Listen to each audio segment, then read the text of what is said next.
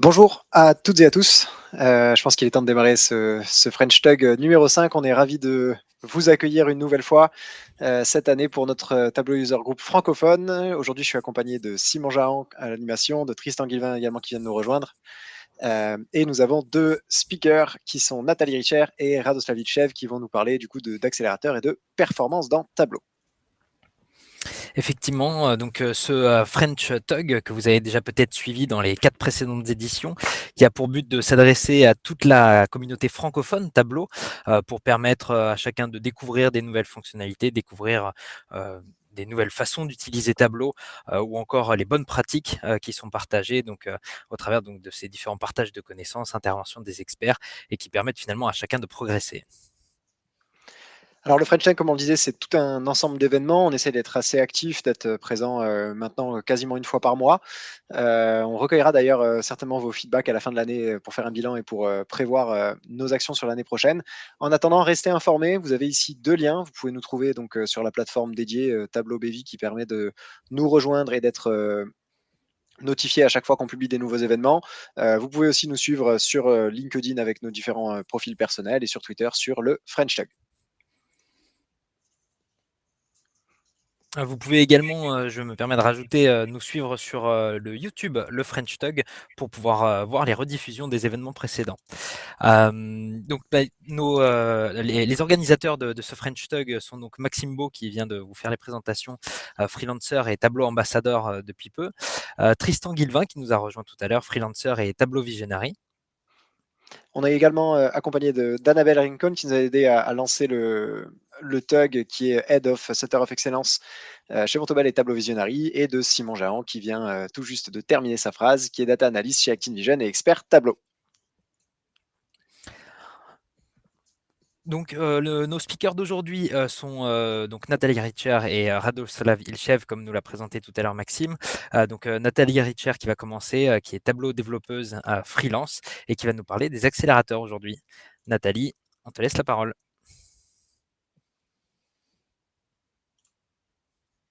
Et le partage d'écran aussi, si tu veux. C'est bon, je viens de le libérer.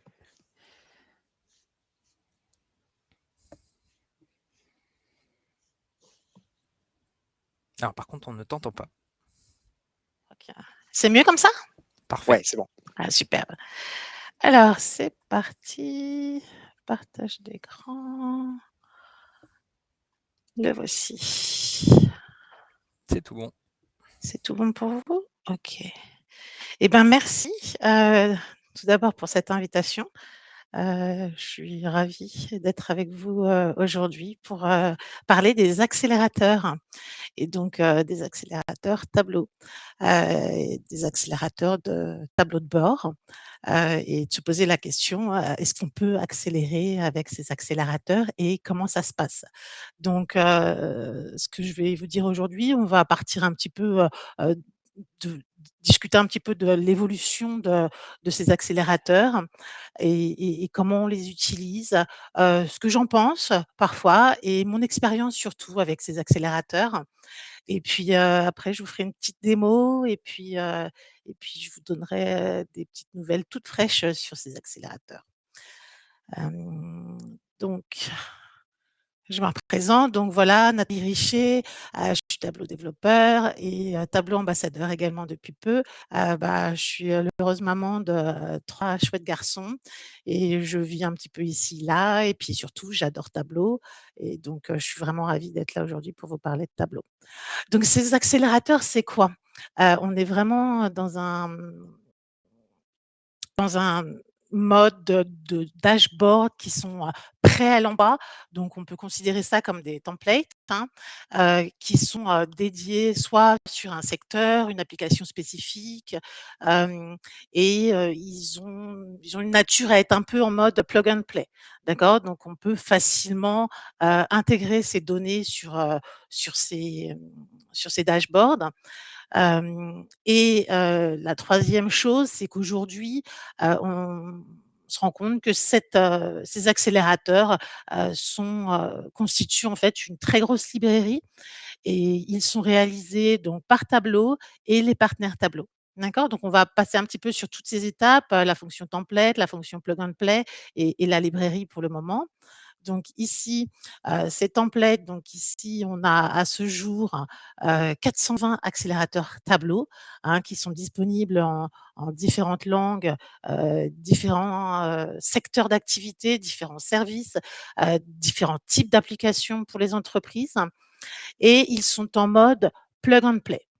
Donc, on va direct dedans, plug and play. On peut se poser la question, est-ce que c'est vraiment du plug and play? On a plusieurs méthodes en fait, qui est la première méthode, on se connecte à ce dashboard, on remplace, la source de données. Ensuite, on a un petit peu de travail à faire pour remplacer les références. Si par exemple, en fait, on n'était pas en possibilité d'avoir, les champs, références identiques à la source d'origine. Pour cette méthode 1, on va utiliser plusieurs, tables, mais par contre, en fait, on sait que ce remplacement de données va entraîner, une perte de la structure, des dossiers, donc une perte, au niveau du panneau, des données et puis, pas mal de modifications au niveau, des couleurs et des formes. Donc en fait, on va perdre un petit peu toute la partie métadata. Ensuite, on a la deuxième méthode, de remplacement qui est, une édition de la source de données, qui est, en fait, en général, on va utiliser une seule table et donc en fait, il faut faire attention à bien faire correspondre, les champs avec ceux de l'accélérateur et bah, cette méthode-là a pour, vraiment, objectif de préserver tout ce qui est structure des dossiers, couleurs et formes et cetera et puis enfin, on a une troisième méthode. Cette méthode-là, elle est, très récente, elle date de cette année, elle est disponible pour environ un tiers des accélérateurs et elle utilise en fait le mappeur de heu et le troisième point, c'est une bibliothèque qui est en expansion, c'est vrai qu'en fait, quand on vient sur cette partie où l'utilisation de ces méthodes, du plug and play, on peut se dire aussi que sur ce plug and play, il y a pas mal d'étapes un petit peu qui sont à effectuer et effectivement, cette troisième méthode, avec, le data mapper va énormément simplifier la tâche. Au niveau, historique, sur cette, bibliothèque donc, qui est, complètement en extension, hein, puisque, comme je vous disais, 420, accélérateurs tableau à ce jour, comme partie et comment ça a commencé? C'est à l'origine, en fait, sur la version 2018.1, c'était les dashboards Start. Il y avait une douzaine de dashboards, une douzaine de tableaux de bord qui étaient principalement pour Salesforce et ces accélérateurs, étaient là et sont restés pendant pas mal de temps puisque, Tableau a commencé à réintégrer les accélérateurs et à intégrer les accélérateurs sur la version, 2021.4. Là, les accélérateurs étaient, entièrement conçus, par Tableau et puis ensuite, on a commencé à avoir, sur la version, 2022.2, les accélérateurs qui sont toujours conçus par mais également, par les partenaires. Donc, où est-ce qu'on les trouve? Donc maintenant, on va aller un petit peu plus dans le détail, hein. C'était un petit peu une attaque un peu, accélératrice et donc on va aller un petit peu dans le détail, mais avant d'aller dans le détail, on va parler des accès. Historiquement et où on les trouvait, pareil sur la version, 2018.1, c'était accessible uniquement depuis Tableau Online, hein, qui n'existe plus, Tableau Online, puisque maintenant c'est Tableau Cloud. Sur la version 2021.4, c'était accessible depuis le Tableau Exchange. Donc, c'est vraiment quand les accélérateurs ont été créés, c'était à l'époque aussi de la création du Tableau Exchange. On en parlera un petit peu tout à l'heure, si vous ne savez pas ce que c'est. Et ensuite, on a sur la partie 2022.2, pardon, ces accélérateurs sont directement accessibles depuis Tableau Desktop. Je suis sûre que vous les avez déjà aperçus. Alors, donc où on les trouve et qu'est-ce que c'est que ce tableau Exchange? C'est ce que je voulais vous parler. Donc ici, c'est le tableau Exchange. C'est un endroit qui est assez magique, je trouve, parce qu'en fait, on va se retrouver avec plein d'accélérateurs,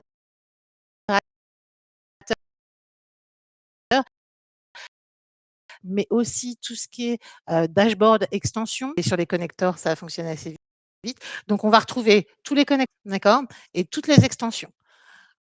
Donc vous voyez qu'il y a extension, donc c'est vraiment un endroit, assez magique où on peut trouver, voilà, plein d'extensions et ces accélérateurs qu'on retrouve ici. Allez, petit et voilà. Donc ici, des accélérateurs, énorme possibilité, hein, il y en a pour, pas mal de goûts. Si on veut, faire un focus, sur, le français, donc on va se retrouver ici sur, les principaux comptes marketing, donc qui sont principalement créés par Tableau, hein, et qui sont principalement par Tableau. Si je uncheck Build par Tableau, c'est peut-être pour ça que j'en voyais pas d'autres. Ici, je peux voir quand il y a d'autres, Actinvision justement, Midral, qui, fournit, des, accélérateurs. C'est ça qui est très intéressant puisque, si on regarde uniquement les dashboards, enfin les accélérateurs d'eau, on va se retrouver un petit peu limité, par, plusieurs il y a vraiment, une volonté qui est visible, hein, de la part de Tableau, d'améliorer, la disponibilité et l'accessibilité en fait, de ces accélérateurs. Hem, Ici, vous voyez la possibilité de choisir ce data mapping enable. Vous voyez, c'est la 3e. Je clique ici, on se rend compte qu'au niveau, des dashboards, des accélérateurs, en français, on n'a qu'un seul accélérateur qui est en capacité d'avoir ce data, cette 3e méthode, toute nouvelle pour la tâche. Hem Donc voilà pour cette partie-là. Autre endroit où on peut les trouver, alors l'inconvénient, c'est que enfin, c'est pas vraiment un inconvénient, mais alors quand on clique sur un accélérateur, on va avoir, la image ou plusieurs images, i c'est, d'habitude, en fait, on a plusieurs images sur ces dashboards Tableau et depuis peu, en fait, on commence à avoir des dashboards, des accélérateurs avec un seul dashboard, un seul écran et donc une vraie simplification en fait et ce que je disais, une accessibilité de ces accélérateurs. Alors toujours quand vous allez, ouvrir, un accélérateur, vous pouvez lancer une démo, le télécharger et puis on va avoir cette description sur, ce que fait ce tableau de bord et puis une, description, enfin une vue en fait de ce tableau de bord. Ici, ce qu'on peut voir, c'est qu'on n'a pas du tout de description de l'attribut, des données en fait. On veut, transférer nos données sur ce dashboard, aller en chercher un autre. Hem, hop, hop, hop, hop. Est-ce qu'ici, j'aurai un peu plus de chance? Bon, on va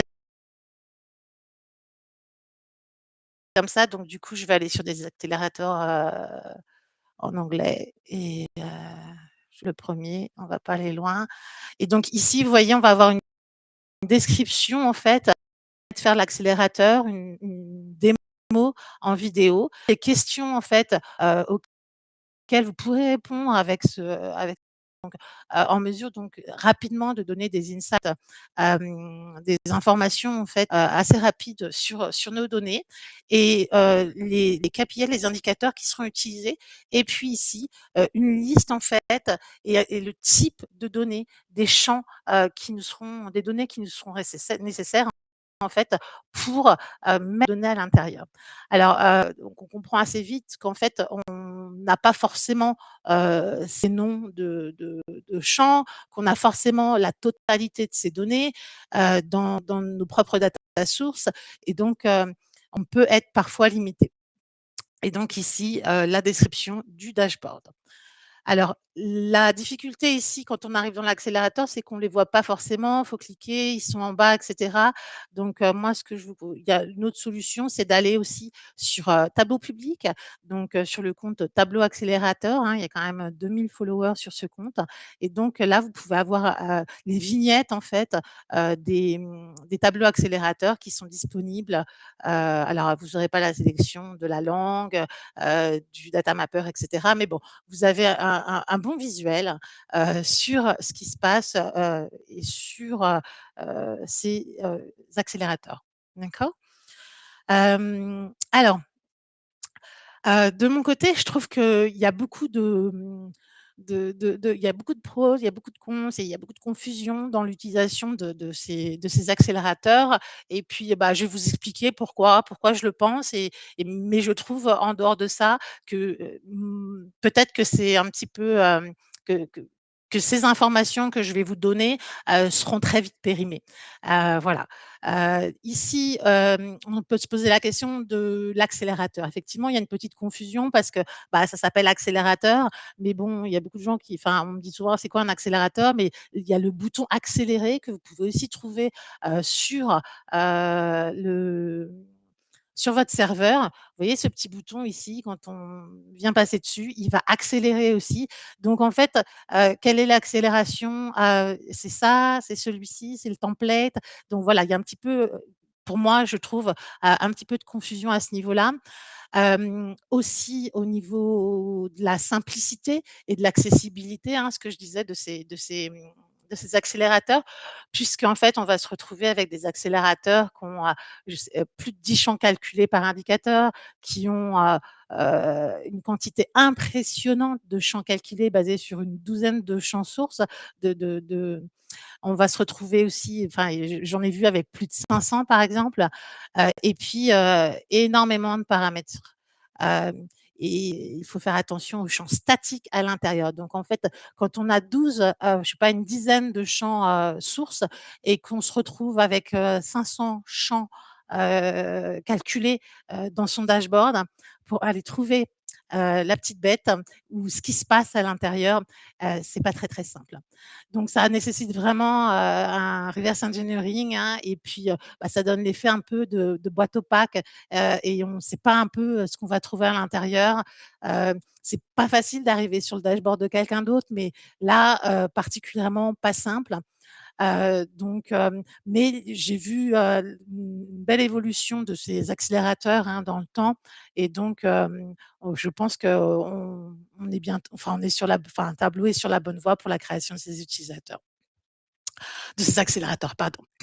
Donc la question aussi, c'est est-ce que ça respecte, les bonnes pratiques, hein? Puisque on voit, il y a sur certains accélérateurs, il y a un nombre, de tableaux de bord qui est très important. Il y a un très grand nombre de feuilles de calcul, hem et les objets, la plupart des objets sont en mode flottant.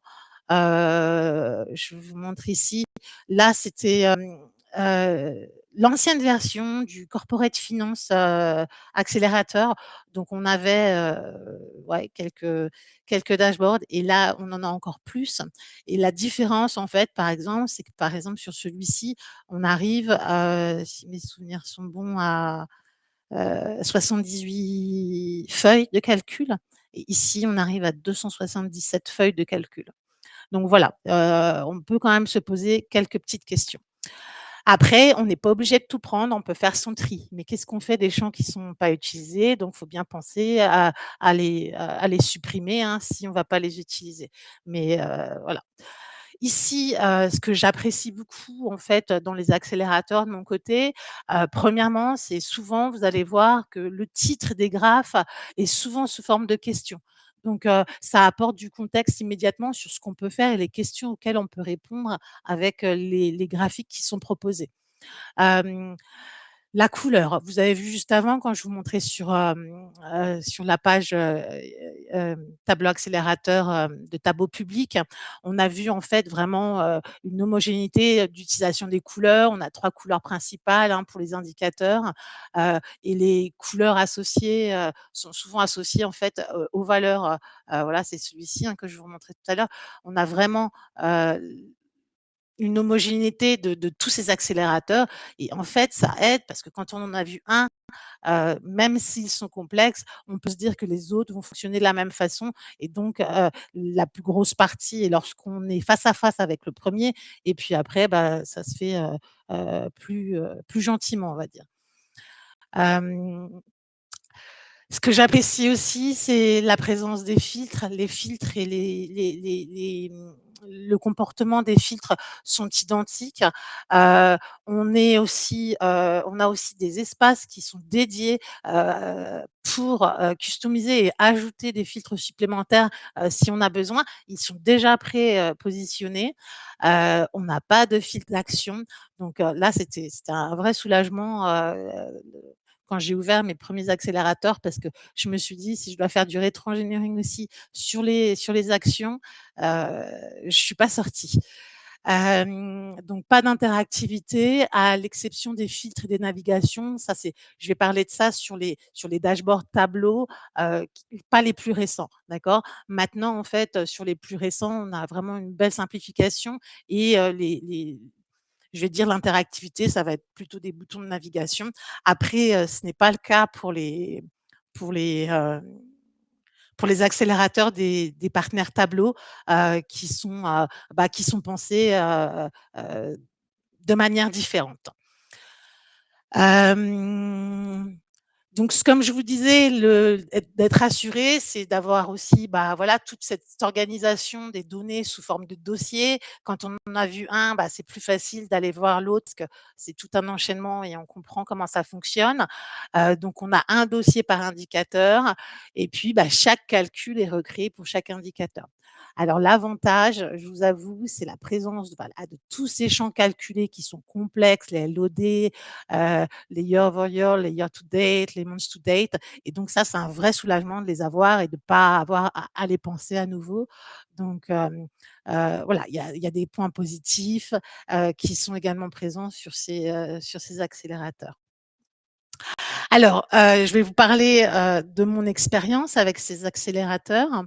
Heu, donc moi, j'ai rencontré ces accélérateurs lors d'un projet, qui s'appelle, Real Work Fake Data. Donc en fait, c'est un projet, qui vise en fait à créer des dashboards, des tableaux de bord, pour, le business et voilà, c'est un projet de la communauté Tableau. Donc moi, ce que j'ai fait quand j'ai participé à ces projets-là, c'était soit de la refonte du design, ça veut dire je touchais pas à la data source, je la laissais comme elle était, j'utilisais toutes les fonctionnalités de cette data source comme vous les avez vues, hein, les 500 champs s'il y en avait 500 et puis autrement je repartais de zéro. Comment je repartais de zéro? En fait, je repartais juste avec la donnée, initiale en fait, les 12, heu, les 12 champs qu'on avait, au départ et puis je reconstruisais, ce que j'avais envie à partir de ça et donc voilà, comme je disais, j'ai testé les 2, mais je n'ai jamais eu l'occasion en fait d'utiliser ces accélérateurs, hem pour les proposer directement en mode, plug and play. Par contre, dans la communauté, il faut savoir que les accélérateurs, en fait, ils sont partout, même dans Tableau public. Il y a énormément de tableaux de bord qui sont proposés à la communauté et dans lesquels on peut effectuer, ce même type d'usage, en fait, l'utiliser à partir de ses propres données et merci la communauté pour ça.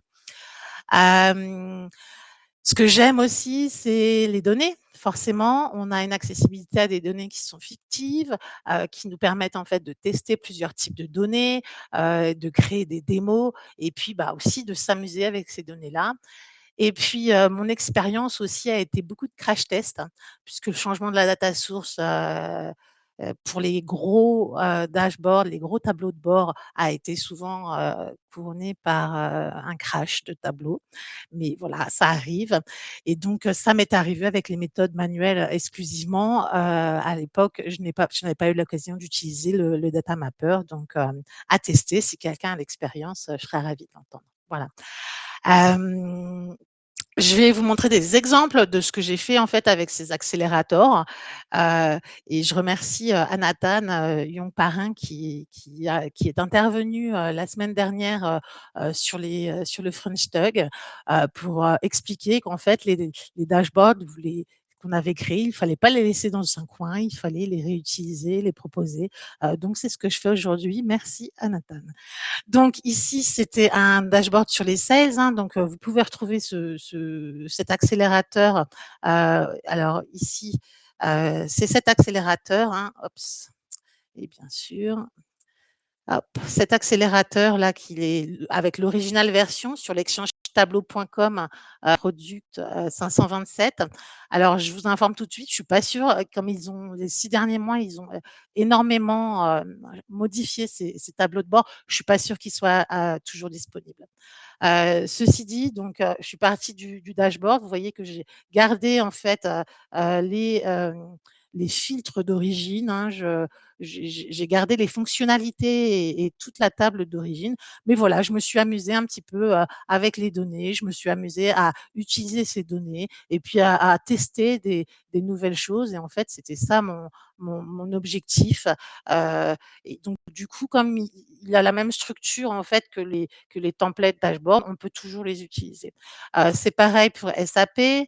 Ici, il y a celui-ci que j'avais créé, où là, en fait, bah, j'ai gardé aussi celui-ci la même structure, hein, un petit peu simplifiée. Donc, vous reconnaissez les filtres hein, qui sont proposés dans les accélérateurs actuels. Mais voilà, c'est ce que je disais. J'ai refait la partie design un petit peu, voilà, pour m'amuser et tester un petit peu ce qui se passait là. Je testais aussi le changement de couleur des dashboards, voir comment on pouvait les implémenter facilement dans les dashboards ou intégrer. Donc ici, vous allez avoir voilà, un petit peu d'informations et puis ici, voilà, on peut s'amuser à faire tout plein de choses.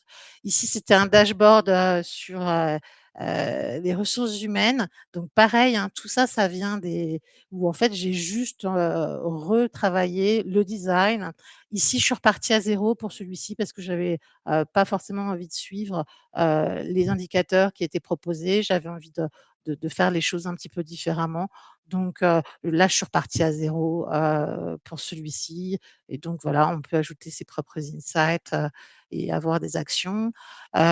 Et ici, c'est le Call Center Exchange que j'avais utilisé. Donc pour vous montrer voilà, tout ce qu'on peut faire avec ces tableaux accélérateurs. C'est le tableau accélérateur d'origine que j'ai utilisé. Voilà, il ressemble à ça. Donc, vous reconnaissez hein, le tampon accélérateur de chez Tableau. Et puis, avec ici les différents éléments. Donc, on va attendre un petit peu parce que c'est long à charger. Donc, énormément d'indicateurs, hein, donc vous reconnaissez complètement. Et donc là, en fait, j'ai refait une partie redesign sur ces mêmes données. D'accord. Donc, à nouveau, un redesign de ces templates. Et pareil, je me suis un petit peu amusée avec voilà, c'était ma période où je m'amusais un petit peu avec les couleurs, mais là, du coup, c'est pas le fond, c'est plutôt le dessus. Mais voilà, je garde toujours la même structure avec les filtres nécessaires. Mais voilà, je suis partie sur d'autres choses. Et ça que je trouve intéressant, c'est grâce à ces accélérateurs, on a accès à des données, voilà, qui nous permettent, voilà, d'utiliser ces données fictives, bah, pour créer d'autres choses et d'autres choses, même un call center fun avec exactement la même source de données, hein, qui est un escape game en français, hein. Donc si ça vous intéresse, allez faire un tour où en fait on va rentrer. Oh ben non, je vous dis pas. Et donc, allez vous amuser si vous avez envie. Et pareil, un avec les données d'assurance, cette fois-ci, où j'ai mixé des données d'accélérateur et des données de real work fake data, où également vous pouvez aller faire. Donc, merci à Nathan, j'en ai profité pour faire ce petit partage. Alors, est-ce qu'on a est-ce qu'on a le temps pour faire une petite démo? Alors, c'est parti. Donc ici, ce que je voulais vous montrer, c'est que c'est ce dashboard-là, premièrement, c'est le dernier, hein, que j'ai récupéré aujourd'hui, hier. Et donc en fait, voilà, si j'ouvre une nouvelle feuille, là, vous voyez, on a la feuille 277. Et puis voilà, je voulais vous promener un petit peu, pas forcément qu'en images. Voilà, je voulais vous promener un petit peu dans l'environnement pour vous montrer à quoi ressemble un tableau accélérateur et voilà la complexité de celui-ci, quoi. Et puis, bah, voilà, tous ces paramètres, hein. Ici, ce que je veux vous montrer également, c'est la quantité de champs. Hem, voilà, ici, on a 359 champs. Donc on part sur une base d'une douzaine, de champs de la data source au départ. Voilà, ça fait pas mal. Donc ça, c'était pour la partie Financial News. Et donc maintenant, je vais vous montrer un dashboard, un accélérateur en français que j'ai récupéré donc, sur l'engagement web. D'accord, donc là, il est tout frais, tout neuf. Je l'ai récupéré. Alors sur celui-ci, je n'ai pas non, je n'ai pas il n'y a pas non, bien sûr, parce que c'est en français et c'est fait par tableau, il n'y a pas le data mapping. Mais bon, c'est un seul dashboard, donc on est bien content. On peut quand même aller voir à quoi ressemble la source de données, hein. La voici. Donc on voit qu'en fait, il y a plusieurs tables de connectés. Je vais mettre une vue, par, dossier pour voir. Voilà, il y a pas grand-chose, mais il y a énormément de champs masqués. D'accord? Enfin, je les ai masqués juste avant, pour voilà, qu'on ait l'impression qu'en fait, voilà, que c'était accessible, il y a pas trop de choses, on va s'en sortir. Mais en fait, quand on arrive sur ce dashboard et qu'on l'ouvre, on se rend compte qu'en fait, il y a énormément de champs qui sont déjà là et qui viennent, hein, de la data source, mais qui sont pas utilisés dans ce dashboard. Donc c'est typiquement l'exemple que je décrivais où en fait, quand on récupère un accélérateur, si on veut pas tout utiliser, toutes les vues ou tous les graphiques, on peut faire, un petit peu son marché et puis, ensuite on se sépare de ce dont on n'a pas besoin. Donc au final, il y avait énormément de champs dans cette data source, mais il y en a très, très peu, qui sont utilisés. Donc alors on peut retourner voir, hein, ce petit dashboard. Donc si on veut changer la data source, méthode 1, c'est de changer, alors je vais commencer par la méthode 2 parce qu'elle marche pas. La méthode 2, on a dit que c'était, éditer la data source. Donc si je viens sur données, je suis sur la data source d'origine, c'est engagement. Et si je clique sur modifier la source de données, voilà, j'ai une connexion Marketo qui est obsolète. Donc, c'est pas des données Marketo que j'ai, donc je ne devrais pas être capable, en fait, de faire ce changement. Par contre, je peux l'utiliser avec une table avec la méthode 1, donc qui est d'avoir, en fait, une source de données. Je vais faire coller sur cette source de données que j'ai créée, en fait, qui s'appelle démo. Je peux vous la montrer. Hop. Ah bah non, je peux pas par ici. Donc j'ai repris en fait, les champs, initiaux. Vous voyez, j'ai 10 champs. J'ai repris, l'intitulé exact en fait, des champs, voilà voilà que j'ai été capable en fait de me connecter, à cette data source et de faire en fait une data source, qui, reprend, tous ces, tous les noms de champs en fait. Et je vais donc appliquer la méthode 2. Donc ici, je ne peux pas remplacer la source de données, hein, il faut absolument être en fait dans une feuille pour faire ce remplacement. Donc je vais à l'intérieur d'une feuille et je vais remplacer la source de données. Je remplace engagement par dépôt. J'en profite pour vous montrer ici, remplacer la feuille de calcul actuelle uniquement. C'est quelque chose d'assez récent où on n'est pas obligé de changer, la data source, pour tout le dashboard, pour tout le tableau de bord, mais uniquement en fait, pour une feuille, spécifique si on a besoin. Je ne vais pas cliquer parce que moi je veux un remplacement, pour la totalité de mon dashboard, donc je remplace et là, c'est toujours ce qui se passe.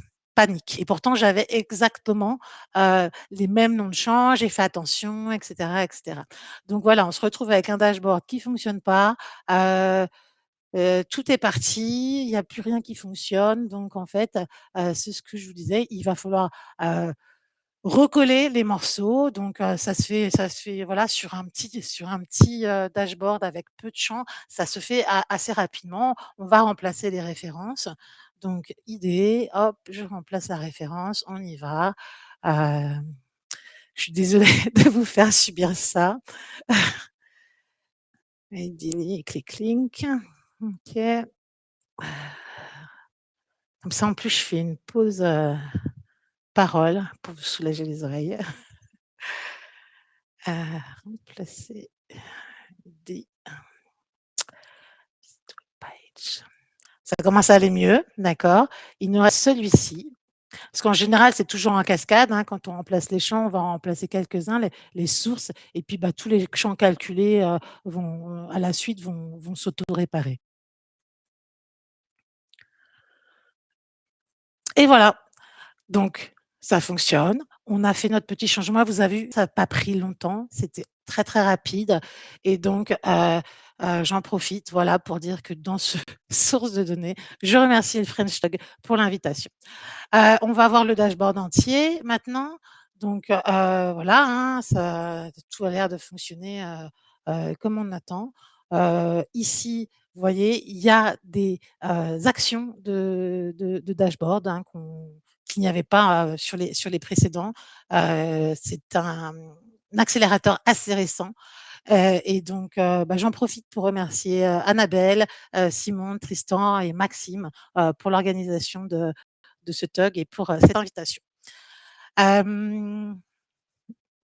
Donc petite démo, ici au niveau des ressources, donc vous pouvez voir sur YouTube, le tableau accélérateur, Salesforce, ils ont des petites vidéos en fait, pour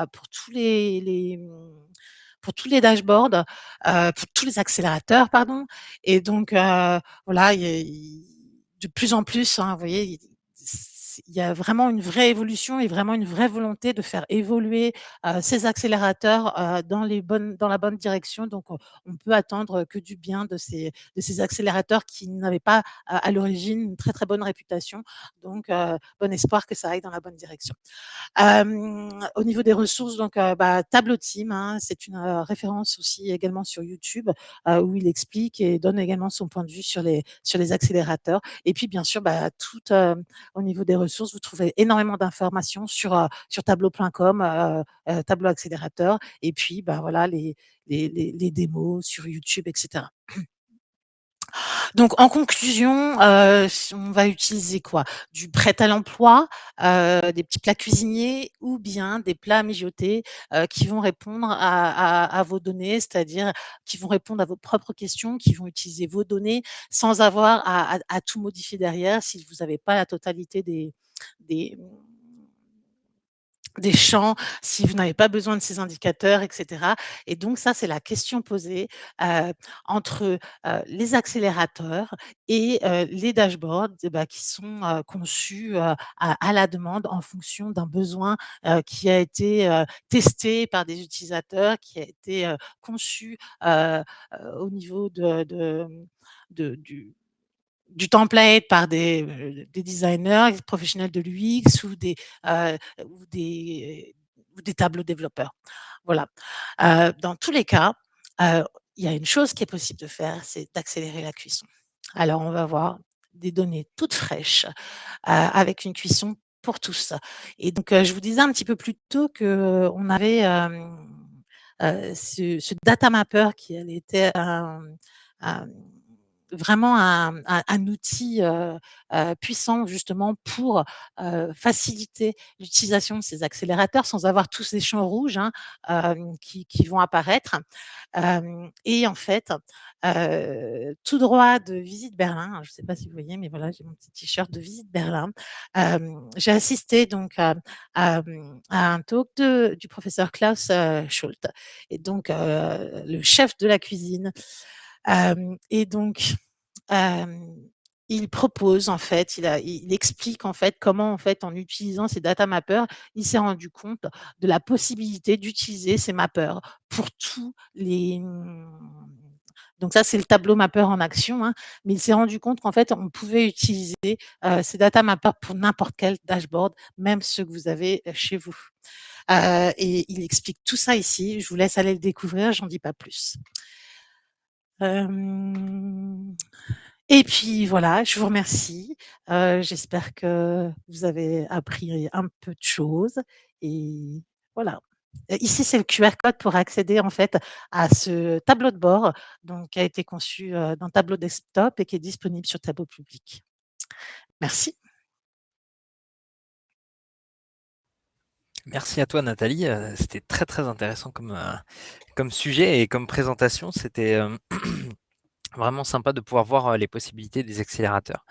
Et en fait, finalement, les différentes méthodes parce que moi-même je ne connaissais pas le data mapper, je l'avoue, et donc du coup, Il est tout ça me donne frais. très envie d'aller l'essayer. On avait une petite question, il me semble avoir vu passer dans le chat, oui, de Antoine, qui nous demande quel est le modèle économique des accélérateurs, pardon, et qui paye quoi? Est-ce que tu as cette information? Et non, parce que moi, je ne travaille pas chez Tableau, mais les accélérateurs sont disponibles pour tous. Donc, en fait, je ne sais, enfin, il n'y a qu'à aller, à le télécharger et à l'utiliser. Ah, le modèle économique qu'il y a derrière, je ne sais pas, peut-être qu'ils seront payants un jour, je n'ai aucune information. Ok, merci. J'espère que ça répond à ta question, Antoine. Est-ce qu'il y a d'autres questions pour Nathalie dans le chat? Je ne sais pas, Maxime, si tu en as vu passer de ton côté. Ou Tristan, parce que Tristan est avec nous aussi. Non, il me semble qu'on avait peu de questions. Très bien. Ouais, Merci beaucoup pour la petite tribute, d'ailleurs. Exactement. Une question. Moi, j'en ai peut-être une pour toi, Nathalie. En fait, ça permet juste de peut-être mieux comprendre. C'est, pardon, je vais peut-être remettre la caméra en route. Bon, quoique, c'est bon. Je veux juste savoir comment est-ce que tu as pu publier des extensions sur le Tableau Exchange et ce genre de choses. Alors, en fait, moi, je publie pas sur le Tableau Exchange. Tableau Exchange et la publication des templates, des accélérateurs sur Tableau Exchange est uniquement autorisée et validée par Tableau et par les partenaires Tableau. Ensuite, si on veut utiliser sur Tableau public un dashboard et l'utiliser comme accélérateur, s'il est disponible au téléchargement, tu peux toujours le faire. Ouais, ok, merci. Ça m'intéressait parce qu'effectivement, étant moi-même quelqu'un qui aimerait publier des accélérateurs pour la communauté, Ouais. il y a ce gatekeeping un peu de Tableau qui est il faut être partenaire ou il faut obligatoirement passer par un partenaire pour publier une extension ou un accélérateur. Donc, voilà, pour apparaître dans le Tableau Exchange, ça va être la condition requise, oui. ok. Juste au cas où il y avait des personnes qui nous écoutent et qui aimeraient créer un accélérateur ou créer une extension, il faut savoir qu'il faut être partenaire. Exactement. Et malheureusement, nous ne sommes pas non plus renseignés sur comment est-ce qu'on devient partenaire. Je pense que là, ça va devenir assez technique.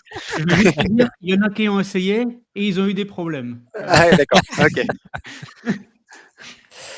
On va éviter toute psychanalyse à ce moment-là. Est-ce qu'il y aurait éventuellement d'autres questions pour Nathalie, ou est-ce que éventuellement ce serait le moment de passer du coup à la présentation de Radoslav? Moi, j'aurais peut-être juste une petite chose à ajouter par rapport à ce que tu as présenté tout à l'heure, notamment quand tu as fait le switch de la source de données.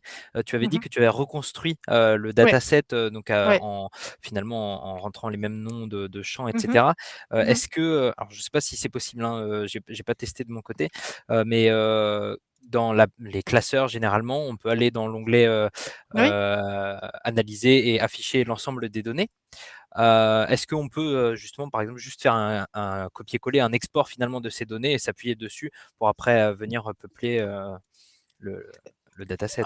En fait, tout à fait, puisque enfin, je me suis pas amusée en final à recréer Moi, je viens ici et Oui, puis c'est en ça. fait, je sélectionne les champs que j'ai besoin, je télécharge et puis en fait, après, j'ai reconstruit par-dessus ça, quoi. J'ai fait quelques modifications, mais voilà, c'était pour l'exemple démo rapide. Voilà. Ça répond à ta question? Oui, c'est tout bon, merci. Super. Alors, du coup, s'il n'y a pas d'autres questions, je pense qu'il va être temps de te remercier une nouvelle fois d'avoir pris le temps de mettre en place cette présentation-là et de nous accorder ton temps pour présenter un petit peu tout ça. Personnellement, c'est un sujet que je connaissais vraiment pas du tout, donc je suis très très content d'avoir entendu un petit peu les tenants et les aboutissants de ce truc-là. Merci. Merci beaucoup. Et dans ce cas-là, si tu n'as rien à ajouter, est-ce que je laisse la main à Rado? C'est tout bon pour moi, en tout cas. Tu peux partager ton écran alors, si tu le souhaites. Ok. Radoslav qui va nous parler de comment construire un dashboard performant. Alors, on va tenter de le faire en moins de 26 jours parce que c'est un sujet qui est très vaste. Mais je pense qu'à la fin de cette session, normalement, on aura tous appris énormément de choses. Confirmez-moi que le partage d'écran est bon. C'est tout bon. bon. Effectivement, déjà merci pour cette invitation. Donc Maxime, Simon, Annabelle, Tristan, merci pour cette invitation. Et donc ça me fera un plaisir de parler un tout petit peu de ce sujet qui est la performance des dashboards. Je vais particulièrement faire un focus sur les sources de données en particulier. Parce que devant moi, dans cette communauté, il y a des personnes qui sont encore plus sensibles que moi pour faire des très jolies choses sur Tableau. Mais moi, je suis amené à faire justement d'intervenir un tout petit peu sur des sujets un tout petit peu plus techniques sur la perf et un tout petit peu en amont et peut-être faire le pont un tout petit peu souvent entre les personnes qui gèrent la vise et les personnes qui gèrent la data. Je me présente très rapidement. Donc, Radoslav Vichev, je suis consultant senior chez Actinvision et je suis également team leader. Vous pouvez me retrouver facilement sur LinkedIn si vous le souhaitez. Donc, l'agenda de mon talk, c'est je vais vous parler de 3 principes généraux que j'aimerais aborder et puis discuter avec vous. C'est comment on peut faire beaucoup plus et être plus performant avec peu de choses. Comment faire des choses, comment garder les choses simples nous permet de gagner en performance et comment, pour vraiment chercher la performance jusqu'au bout, il va falloir faire la next step, enfin il va falloir faire le pas de plus et voire peut-être sortir un tout petit peu de Tableau. Donc on va commencer justement par cette partie, donc les Sismer,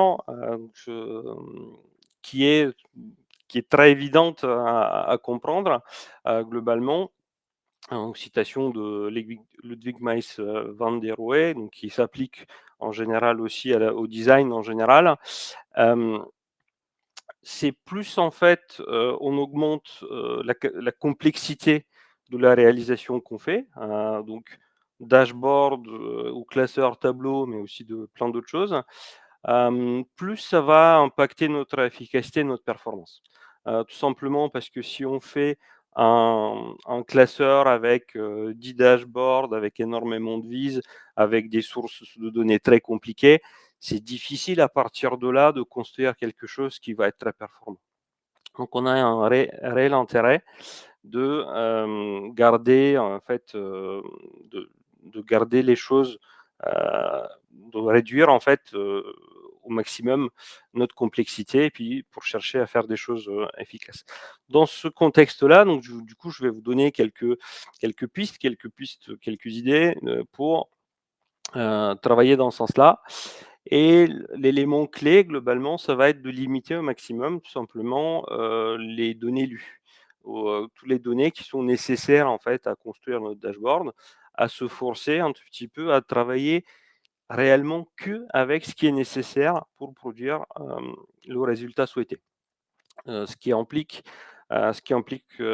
fortement de filtrer, par exemple, nos données, les filtrer au plus tôt possible, c'est-à-dire que les filtrer peut-être dès la préparation de la source de données, peut-être plus loin si on fait des extractions, filtrer les extractions, utiliser des fils de contexte, je vais revenir sur les filtres, enfin globalement, hein, utiliser le plus tôt possible et intelligemment les filtres. Isoler, prendre que les données qui sont nécessaires. Même quand on fait des extraits, par exemple, vous pouvez lire dans les bonnes pratiques de Tableau qu'il faut masquer les champs qui ne sont pas nécessaires, qu'il faut filtrer les extraits, qu'il faut faire un certain nombre d'actions de ce type-là qui auront pour seul but de limiter les données lues. Donc c'est aussi valable si on travaille en direct, c'est-à-dire on a intérêt de faire en sorte qu'on n'embarque que le minimum de données possible. J'encourage très fortement aussi de travailler avec la granularité qui est vraiment nécessaire pour l'analyse que vous réalisez. Et qu'est-ce que j'entends par là? Donc typiquement, si vous faites un dashboard pour la direction très macro, c'est peut-être pas nécessaire d'aller chercher un niveau de détail qui est à la ligne du ticket de caisse du magasin, du supermarché. Juste pour illustrer un tout petit peu. Donc des choses beaucoup plus agrégées, même au mois, même à la semaine, sont peut-être largement suffisants. Donc, il est vraiment super important de tout ce qui est superflu, de trouver le moyen de l'éliminer.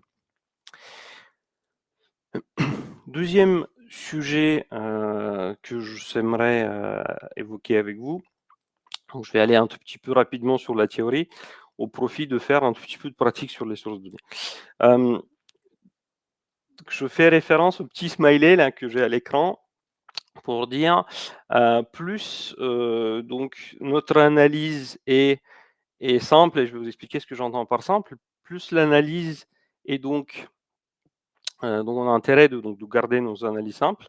Qu'est-ce que j'entends par simple? C'est-à-dire qu'on a intérêt de faire des choses qui sont visuelles, qui sont simples à comprendre, qui racontent une histoire, donc à cibler vraiment le storytelling, à cibler vraiment la narration de ce qu'on veut présenter dans le dashboard et éviter à tout prix, donc souvent on se fait avoir dans ce piège-là,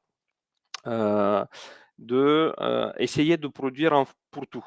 C'est-à-dire pour essayer de produire un dashboard ou une visualisation qui répondrait à toutes les questions. Donc ici à l'écran, je montre un tout petit peu un exemple d'un dashboard assez simple qui est pris du Book of Dashboard et un contre-exemple en dessous qui est extrait pareil. Donc le premier qui est assez visuel, donc avec globalement 2 couleurs, pas mal d'informations et assez sommaire en termes d'utilisation de filtres. Il y en a 3, le reste est globalement en navigation. Le contre-exemple, et c'est souvent là qu'on arrive les pour-tout, qui sont souvent demandés par un bon nombre de demandeurs, de vise, c'est les tableaux, les tableaux sur lesquels, même dans les datasets Tableau fait des jeux de mots dessus en disant qu'on perd, des sous sur les tables. Donc sur les tableaux, hem, tout simplement, c'est ce genre de visuel qui d'une, apporte peu de visibilité, sont très difficiles à lire et sur lesquels souvent vont de pair avec, la grande, palette de filtres à côté qui, amplifie encore davantage, les problèmes de performance. Parce que plus on a des filtres simples comme ça, pléthore de filtres comme ça, plus c'est quasiment certain que nos perfs, vont pas être bonnes, encore plus si elles sont, en valeur pertinente, uniquement en cascade. Donc c'est vraiment à éviter, à essayer de produire ce genre de choses, un pour-tout qui, soi-disant, répondrait à peu près à toutes les questions et je fais référence à Annabelle dans le deuxième French Tag, je crois qu'elle faisait, hem, 2e ou le troisième, où elle expliquait justement, très bien cette volonté de prendre le temps avec les demandeurs, de comprendre réellement le besoin et de faire la narration, de faire le storytelling, hem, qui correspond vraiment à ce qu'ils souhaitent voir et ce qu'ils souhaitent piloter dans le dashboard et faire en conséquence le dashboard qui répond à cette question-là et éviter de faire un pour tout. Hem, donc un autre élément, par rapport à ça, donc très important, c'est essayer de limiter le nombre de requêtes. Donc tout ça est lié. Hem, je refais un clin d'œil sur les filtres. Il faut vraiment les utiliser avec parcimonie. Hem, il y a, pas mal de documentation, qui est faite par Tableau qui explique qu'il ne faut pas abuser avec les filtres, qu'il faut privilégier, des filtres d'action plutôt des filtres d'action qui sont sur un parcours, dans le dashboard. Hem, qu'il faut également, systématiquement mettre des boutons appliqués sur nos filtres pour ne pas envoyer une requête à chaque changement de valeur. Hem, je vais vous montrer un exemple de filtre mutualisé qui, Tableau, donc avec, ses connecteurs récents permet de faire des choses intelligemment, je vais l'illustrer. Et donc très important aussi d'éviter, des vues avec un nombre de repères très important. Les grilles tabulaires, ça en fait partie, mais ça peut être aussi des scatterplots ou des choses comme ça. Du moment où, le nombre de repères, de votre vue, hem, est très grand, il y a des très fortes chances que vous avez un problème de restitution de cette vue au niveau des perfs.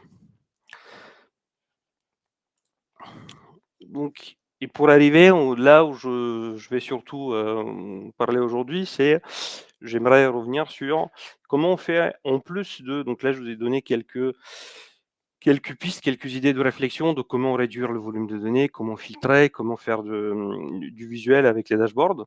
Très bien, mais comment on peut aller encore au-delà? Et je vais insister surtout là-dessus, parce qu'il y a beaucoup de choses qui vont se passer sur la préparation de la donnée et la préparation de la source de données, et que j'aimerais vous montrer quelques exemples avec ça. Donc premier exemple assez facile à comprendre, et donc je vais vous faire une démonstration sur les vues notamment. Il faut notamment connexion directe. Il faut éviter à tout prix de faire des requêtes personnalisées si on cherche de la perf. Ça peut être pratique dans certains use cases, mais si notre but est de faire des choses performantes, il faut éviter les requêtes personnalisées et il faut éviter les vues en base. Quand je dis des vues, c'est des vues simples. Pourquoi? Parce que et les SQL personnalisés et les vues, ça devient en fait un bloc indivisible dans une requête SQL qui engendre une certaine complexité qu'on réexécute beaucoup trop souvent pour le besoin. Donc je vais vous montrer un exemple, vous allez comprendre assez rapidement ce que ça implique. Et je disais aussi, c'est que le next step, parce que souvent, on peut être très bon en design, on peut faire pas mal de choses au niveau de la réalisation de la vise, mais des fois, il faut s'appuyer aussi sur d'autres éléments, voire à l'extérieur du tableau. Et ce qui implique du coup d'avoir déjà la volonté, et puis de se comment je dirais? De se faire accompagner, de collaborer avec d'autres personnes dans l'entreprise pour, par exemple, lors de la création de la source, je vais vous montrer quelques exemples, être très vigilant à certaines options dans la création des sources de données. Je vais vous donner des exemples sur les jointures, sur la relation. Il y a des options sur la performance qui sont très pertinentes. Mais ne pas hésiter aussi d'aller au-delà, c'est-à-dire que, notamment quand on travaille en direct, les moteurs de base de données ou un DBA dans l'entreprise pour laquelle vous travaillez pourrait vous aider à utiliser la performance ou les outils du moteur de la base de données qui permettent d'aller plus loin. Donc ça dépend des technologies. Dans certaines technologies, ça va être du partitionnement, du clustering, des index. Tout ça, ça dépend des technologies de la base de données. Mais il ne faut pas hésiter en fait à se faire accompagner là-dessus et faire le pas de plus. J'encourage très fortement aussi à préparer votre source de données. Je vais donner des exemples, peut-être ne pas travailler avec la granularité la plus fine qui est disponible, mais construire un dataset spécifique. Et ou encore modéliser différemment. Donc je vais vous montrer un exemple sur comment on peut modéliser la donnée un tout petit peu différemment de ce qui se fait naturellement dans un dataware, par exemple, pour chercher encore un tout petit peu plus de performance. Donc, et sur ce, je vais progressivement aller donc sur la démo. Dans laquelle, donc petit spoiler, on va parler un tout petit peu de jointure, un tout petit peu de relation avec les options de performance. On va parler de modèles de données dénormalisées. On va parler un tout petit peu d'optimisation en base et de la possibilité de précalculer l'apport que ça peut nous apporter à précalculer un certain nombre de choses en base, et je vais par exemple donner un exemple sur un LOD et voir un tout petit peu un impact quel serait l'impact de précalculer un LOD tout simplement. Pour appuyer, donc du coup pour appuyer ma démonstration, donc je vais utiliser un dataset de TCP/org.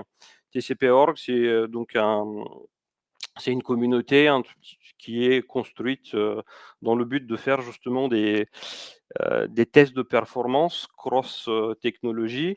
Il y a beaucoup de contributeurs, notamment les éditeurs de bases de données. Il y a IBM, Oracle, il y a plein de contributeurs dans TPC. Et moi, je vais m'appuyer aujourd'hui donc sur un dataset TPC-H, qui est donc TPC-H, qui est c'est un dataset qui est fait dans l'objectif de faire de tests de performance sur de l'analytics. Globalement, on va avoir un modèle qui est un tout petit peu en flocon, sur lequel une petite image sur la gauche, on va avoir des lignes de commande avec des quantités et puis des montants. On va avoir les en-tête de commande, les orders. On va avoir des clients, des nationalités de ces clients-là, des choses comme ça. Donc moi, j'ai travaillé principalement avec le dataset. C'est sur Snowflake, il y a plusieurs niveaux. Il est décliné en fait en plusieurs niveaux. Moi, j'ai travaillé principalement avec le SF10 qui a dans la table, dans line item, donc 60 millions d'enregistrements. Et donc cette table représente, rien que cette table-là de ligne de commande représente 1 giga 6. Donc ça nous donne déjà un dataset qui commence à être suffisamment représentatif pour constater quelques deltas d'exécution selon ce qu'on fait. En dessous, c'est peut-être un petit peu compliqué à voir, et au-delà, je ne veux pas, pendant un webinaire, je ne veux pas vous attendre, je veux pas vous faire attendre devant l'écran à faire tourner une requête. Donc là, on va essayer de faire que des choses qui sont assez dynamiques. Donc, on peut passer à la démo qui va se passer donc du coup sur 12 éléments. Je vais utiliser donc Tableau Desktop avec un certain nombre de feuilles qui sont très simples, que je vais vous expliquer comment je vais enchaîner entre les différents éléments. Et je vais utiliser Snowflake, donc dans laquelle vous pouvez, donc j'ai préparé une base de données avec quelques tables supplémentaires ou quelques vues pour illustrer mes propos, qui se base sur le modèle dont je vous expliquais. Et on pourrait voir justement là où je disais que cette table line item, elle fait bien donc 60 millions d'enregistrements, et puisque Snowflake ont un tout petit peu amélioré leur compression récemment, donc c'est plus que 1 giga 3. Donc je vais me baser sur ça, et je vais surtout beaucoup me baser sur la possibilité d'assez facilement voir les requêtes qui passent et vous donner les temps de référence pour les différentes requêtes avec ce que je vais faire, pour que vous puissiez comprendre l'impact de mes actions. Si il y a pas de je vois pas spécialement de questions là pour l'instant, donc je vais enchaîner avec ça. Donc premier sujet qu'on va adresser, donc je vais passer assez vite là-dessus parce qu'on en fait de moins en moins des jointures. Les relations ont un tout petit peu pris le dessus, par rapport aux jointures, mais je vais quand même vous expliquer rapidement, quand on construit un modèle en jointure, et une option en particulier dans la construction d'un modèle en jointure qui est l'intégrité référentielle supposée, qu'on pourrait activer ou désactiver. Donc je vous montre déjà dans un premier temps, un aperçu de comment la source est réalisée. Rien de très compliqué. Donc globalement, j'ai l'intégralité des tables qui sont dans mon modèle. Donc j'ai mes lignes, mes commandes, mes clients, la nationalité du client, une région qui pourrait être les Amériques, Asie, Europe et des choses comme ça. Après, c'est aussi les suppliers, les pièces, ainsi de suite. Donc tout ça en jointure, toutes les jointures sont inner. Donc plutôt bonne nouvelle, toutes les jointures sont en jointure inner, toujours en direct, et toujours, je souhaite vous montrer aussi donc une petite commande SQL au préalable qui me permet juste de désactiver le cache, pour que toutes les requêtes s'exécutent systématiquement. Le cache Snowflake pour que les requêtes s'exécutent réellement à chaque fois. Donc, de ce pas, je vais déjà faire une première exécution, et donc je suis sur quelque chose d'extrêmement simple. J'ai j'ai juste en fait la somme de mes quantités qui sont par mois, donc avec la possibilité de filtrer des années. Et je vais tout simplement changer l'année. Cliquer sur mon petit bouton appliquer, dont je faisais référence un tout petit peu dans les slides. Vous voyez, donc ça se passe relativement rapidement. On peut même constater exactement quelle était la rapidité de ce calcul. Je vais le refaire parce que là, mon warehouse, en fait, il était dormant, il vient de se réveiller. Je vais juste le refaire très rapidement pour avoir une valeur encore plus pertinente.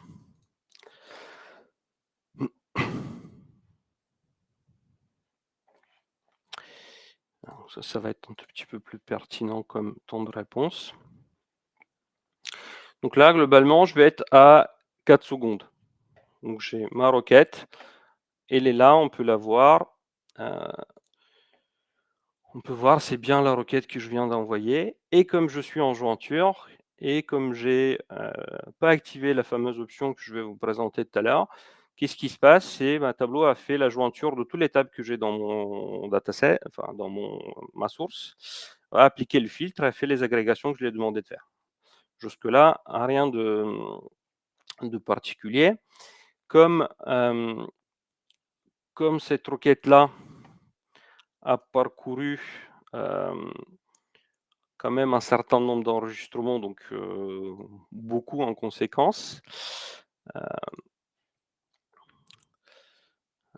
Donc, on a scanné pas mal d'enregistrements. Donc ça, c'est le profil de la requête. Très rapidement, rien de bien particulier, mais c'est surtout là, je voulais vous montrer que sur la table de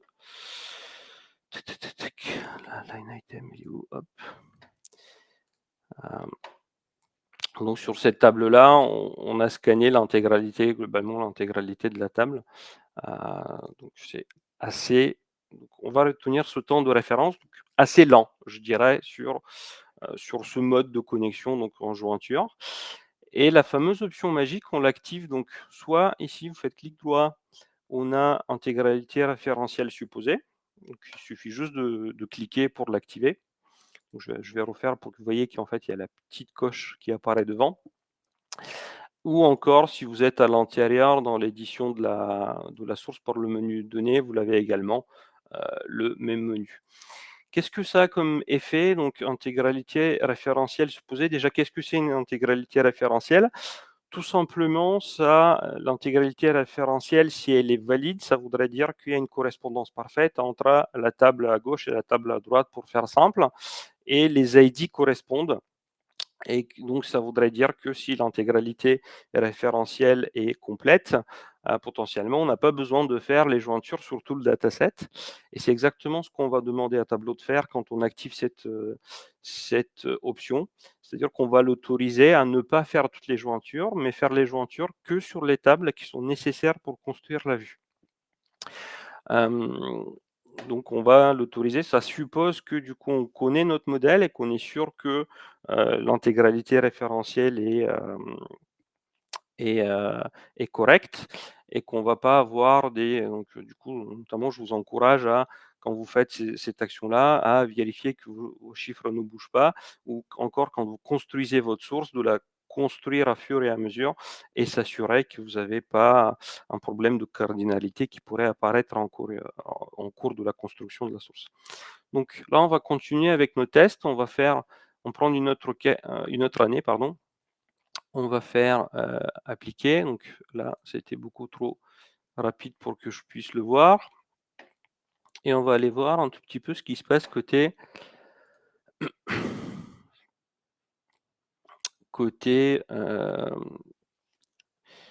requête. Donc là, j'ai une requête qui a descendu. Donc là, on est à l'ordre de la seconde, tout simplement. Pourquoi? Tout simplement parce que la nouvelle requête qui a été générée par Tableau, la voilà. Et on fait la jointure uniquement entre les lignes de commande et les commandes. Et toutes les autres tables sont ignorées. beaucoup plus performant parce que du coup, comme de cette manière-là, on a éliminé donc 2, 4, 6, 7, 8 jointures, un certain nombre de jointures sur des tables qui sont pas si petites que ça. Globalement, on a réussi à faire et beaucoup mieux. Donc là, on a divisé globalement par 4 notre temps de réponse. On va enchaîner donc globalement, je vais m'arrêter là. Donc je voulais juste vous rappeler que cette fonctionnalité existe et qui peut vous épargner énormément de temps si vous êtes en capacité de l'activer, notamment sur des modèles de dataware qui sont, en étoile ou en flocon, ou des choses comme ça, qui sont bien travaillées. Ça marche très bien. Donc il vaut mieux, ça vaut le coup de se poser la question si vous pouvez l'activer. Donc je disais que les jointures sont un tout petit peu dépassées aujourd'hui. On est plutôt sur des relations aujourd'hui et je vous propose de voir un tout petit peu les relations, comment elles se comportent, et comment on peut, les utiliser pour faire, mieux, dans certains aspects. Donc là, c'est le dataset que j'ai construit, il est globalement, le même. Donc je vais vous montrer, il est globalement le même avec la différence que là, il est construit en relation. C'est plus en jointure, c'est qu'avec des relations tableau, que c'est construit et on va, s'intéresser aux options de performance. Donc je vous montre juste rapidement qu'actuellement la configuration c'est, comme la plupart des cas ça se passe, heu, c'est par défaut, on n'a même pas regardé. C'est le petit menu qui est là, qui est un tout petit peu caché. Donc ça, c'est les options par défaut, donc c'est plusieurs. Hem et je vais revenir un tout petit peu dessus. Tout est en relation. Les relations sont arrivées plus récemment sur Tableau. Elles ont pour un grand intérêt, d'être beaucoup plus flexibles et beaucoup moins sensibles sur des cardinalités ou des liens qui ne correspondent pas parfaitement. Parce qu'une relation peut préagréger et faire le lien à des niveaux plus macro. À la différence d'une jointure, elle a besoin de faire des liens sur des ID à la ligne. La la relation, elle peut le faire sur des niveaux d'agrégation plus hauts, ce qui nous amène beaucoup de flexibilité à ce niveau-là. Et comme vous avez un tout petit peu l'habitude maintenant, on va, faire une petite requête de référence. Là, je vais prendre 93. On va exécuter ça. On va regarder le temps de réponse.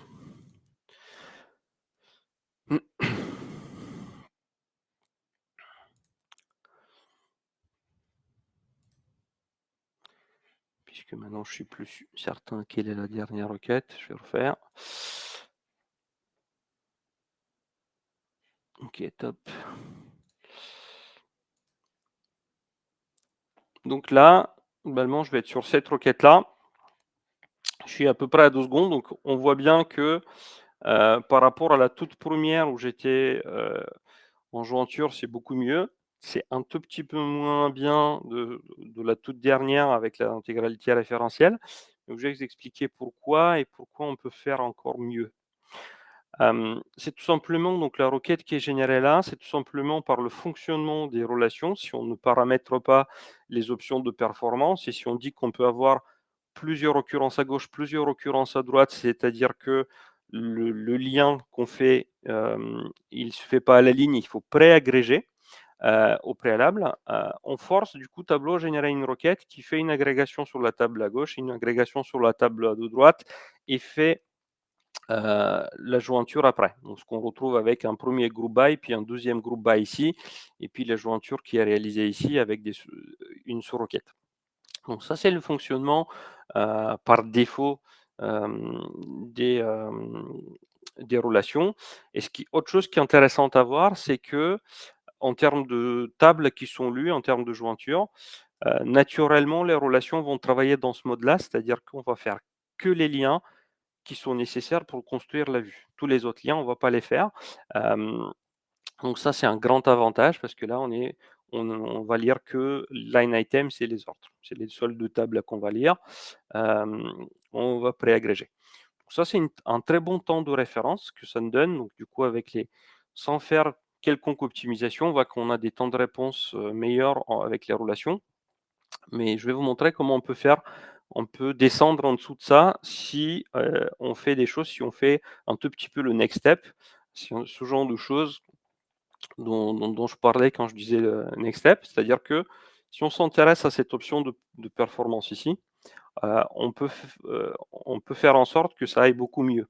Pourquoi? Parce qu'on sait tout simplement que donc sur mes lignes de commande, je n'ai une seule commande sur plusieurs lignes de ma commande. Donc j'ai une première ligne avec un article et une deuxième ligne avec un deuxième article avec des quantités différentes. Donc là, j'ai première ligne qui vont sur une même en-tête. Et je peux tout simplement dire que tous les enregistrements ici correspondent à tous les enregistrements ici. Tout simplement parce que je sais que si je travaille avec les lignes de commande et les commandes, si mon dataset est correctement alimenté, normalement j'ai une correspondance parfaite. Je ne peux pas avoir des lignes de commande qui sont sans commande, en principe. Donc, je manipule ce paramétrage-là pour tout simplement dire que j'ai une correspondance parfaite. L'intégralité référentielle entre mes deux tables, globalement, est respectée à ce niveau-là. Donc, du coup, j'ai un order key qui est égal des deux côtés. Donc les lignes de commande sont bien référencées sur la commande. Et on va voir qu'est-ce que ça a comme effet.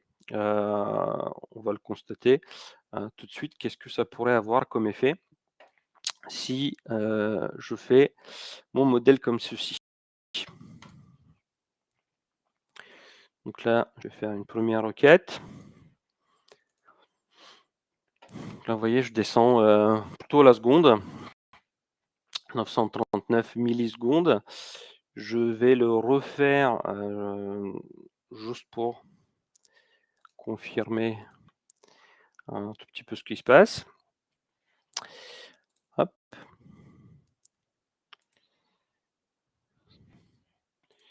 Étrange. On va le faire en 97. Alors, je n'ai pas cliqué sur appliquer.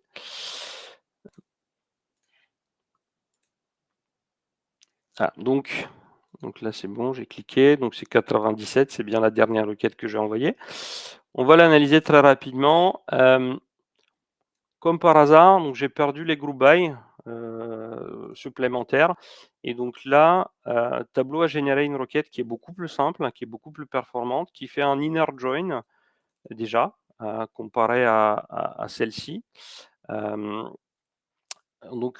on a perdu une agrégation.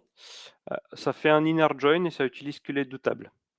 Ce qui fait que le fait de ne pas préférer les agrégations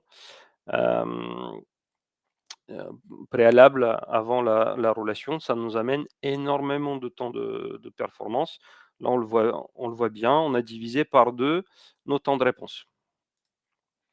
On l'a divisé ici. Donc, globalement, mon temps de référence sans optimisation des options de performance, j'étais à 2 secondes. Là, je descends sous la seconde. Donc, globalement, je divise par 2. Si je prends le temps si je connais mon modèle et si je prends le temps de faire le paramétrage au niveau des relations, je peux diviser mon temps par 2. Donc, encore un pas de plus. Là, pour l'instant, on n'est que sur des choses qu'on peut faire dans Tableau directement sans forcément faire recours à autre chose. Et donc là, je vais vous amener sur un troisième sujet qui est la dénormalisation d'un modèle. Qu'est-ce que j'entends par là? Ça voudrait dire tout simplement que, donc là, j'ai pris les tables que vous avez vues dans mon premier modèle de jointure et tout simplement, j'ai mis tout ça à plat dans une seule et unique table, à plat dans une table dénormalisée parce que donc du coup, je répète les propriétés, donc du coup, par exemple, du pays de mon client, je les répète soi-disant sur toutes les lignes, mais vous allez voir que finalement, en termes de requête analytics, avec une base de données comme celle que je manipule aujourd'hui qui scanne à la verticale les données, ça peut être très bénéfique pour mes requêtes. Donc, j'ai tout simplement produit ce modèle-là, je vais vous le montrer, comme sur les autres exemples.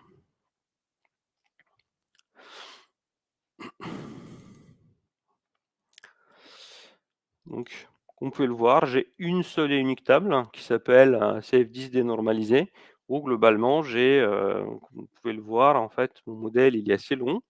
Donc j'ai un certain nombre de tables, on peut le voir ici. Donc ça c'est le C pour customer, le L pour line item, tout ça globalement il y a tous les, O pour order.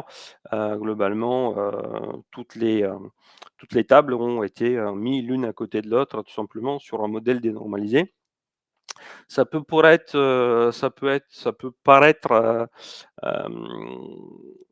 dangereux et contre-productif pour certains, mais vous allez voir que dans, beaucoup de cas, ça peut aider. Donc en optimisant bien évidemment, donc là j'ai fait quelque chose, assez brut de fonderie, où j'ai simplement pris l'intégralité des champs. Heu, je vous encouragerais d'aller dans cette direction-là, mais en éliminant les champs qui ne sont pas nécessaires, peut-être même agrégeant un tout petit peu, mais aller chercher à produire des modèles un tout petit peu spécifiques. Donc qu'est-ce que ça fait aussi les dénormalisations? Tout simplement, globalement, ce que je peux résumer, c'est de se dire, hem on précalcule les jointures en quelque sorte. Donc, je vais aussi schématiser ça un tout petit peu comme ça. J'insiste aussi sur le fait que ça, c'est le pas après dans la construction des data sources dans côté DataWare, parce que un modèle en étoile, ça reste un des modèles le plus simple à maintenir et alimenter. Et ce genre de choses, en fait, c'est plutôt, l'étape d'après sur des data marts où on va préparer des choses spécifiques pour les usages, analytics. Donc, à garder ça en tête. Donc on va voir quand tu exploites ça, qu'est-ce que ça donne en termes de perf. Je vois qu'il y a des questions qui commencent à apparaître, on va y répondre un tout petit peu après, je pense. Hem Donc là, j'ai fait une première exécution, je refresh juste ici, très rapidement. Une seconde 8, je refais. Je refais, hop, hop, tac. Tac, tac, tac. Hop. Donc c'est cette dernière requête là qui va m'intéresser, c'est la dernière que je viens de lancer, donc avec le 94. Avant le warehouse, il s'était arrêté, il a fait une petite pause. C'est bien pour lui. Donc c'est bien cette requête-là. Ce que je souhaite attirer votre attention, c'est que là, il y a plus de jointure. On consulte que la table dénormalisée. Et puisque c'est un moteur qui va travailler donc du coup avec un scan vertical, avec, des algorithmes de scan, sur des valeurs qui sont, répétées, qui sont très performants. Donc là, je fais juste l'agrégation, je sors les parties de date qui me vont bien, je fais une agrégation sur les quantités et c'est tout ce qu'il me faut. Et cette requête-là, j'attire votre attention sur le fait que, elle a produit le résultat souhaité sur 700 millisecondes. Donc là, on est encore meilleur de tout ce qu'on a pu voir jusqu'à présent, tout simplement parce que globalement, en termes de lecture de data, on a scanné les mêmes colonnes, avec la différence, c'est qu'on a fait une jointure en moins. Parce que dans tous les autres cas, on a fait au moins une jointure. Là, tout simplement, la jointure, on ne la fait plus. Et donc du coup, en termes de calcul, on est plus efficace. OK. Beaucoup de personnes, donc je vais aller sur mon exemple suivant, beaucoup de personnes vont plutôt que de faire cette démarche-là, de faire une vue, de faire en fait, pardon, une table, dénormalisée et travailler sur un modèle un tout petit peu spécifique, peut-être réagrégé ou des choses comme ça, de tout simplement faire une vue. Donc une vue qui va englober un certain SQL, complexe ou tout simplement du SQL personnalisé qui pareil vont englober un bloc SQL plus ou moins complexe, souvent très complexe. Hem, pour produire globalement visuellement donc le look and feel côté tableau en exploitation, c'est le même, sauf que côté performance, c'est pas du tout le même. Hem et je vais vous montrer en fait, l'exemple un tout petit peu plus concrètement de si je fais la même chose que mon, modèle dénormalisé, mais si je le fais en vue, commencez à voir venir la chose. Donc là, je suis juste sur, en fait, c'est exactement la même structure, mais je suis sur une vue qui me dénormalise mon modèle, mais en mode vue. Et je veux vous montrer aussi exactement le démo perf, tac, tac, vue, hop, hop. Donc c'est ce chouette SQL qui est dans la création de la vue, qui notamment va intégrer toutes les jointures qui sont nécessaires dans mon modèle. Normalement, on reprend la toute première source qui est en jointure et on fait une vue avec. Et vous allez voir quel est l'impact catastrophique côté perf que ça engendre. Donc, je vais faire un refresh au niveau de mes activités là. Ok, ça c'est la dernière requête. Et donc là, je vais lancer. Hop, hop. Donc là, on s'arme un tout petit peu de patience. Je vais refaire. Je vais montrer déjà. Donc là, on repart sur nos 4 secondes initiales. Je vais le refaire une deuxième fois pour confirmer ce que j'étais en train de dire. Modèle vue. Modèle vue. Ouais, c'est ça. Tac, tac.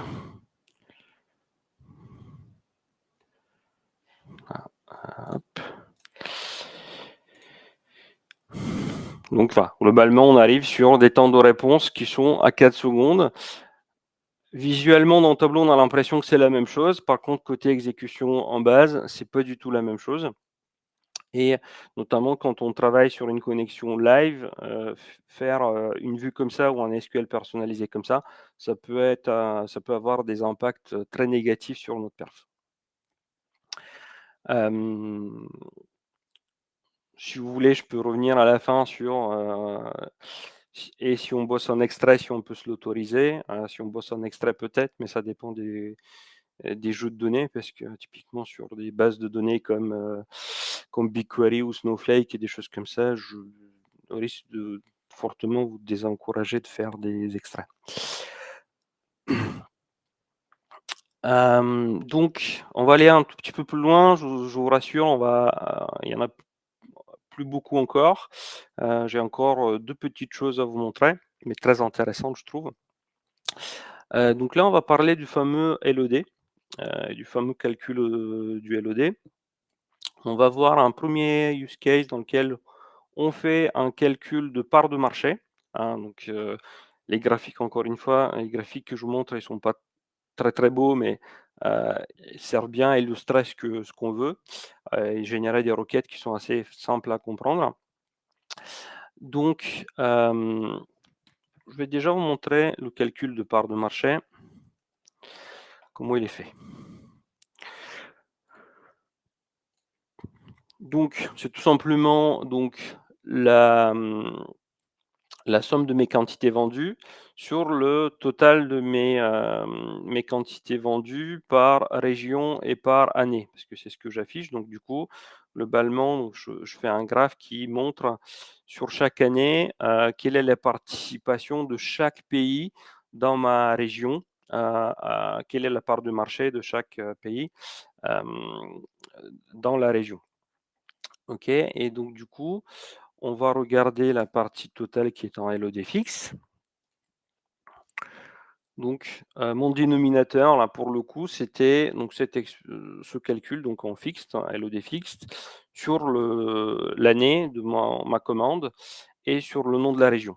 Donc, globalement, ça veut dire quoi? Je produis en fait en total de la région et je fais un pourcentage entre le total du pays sur le total de la région. Donc, je vais changer de région pour générer la requête. Donc, on va regarder ce qu'on a là. Donc ça, c'est les dernières requêtes exécutées. Je vais partir en Amérique. Je vais garder les années comme ça.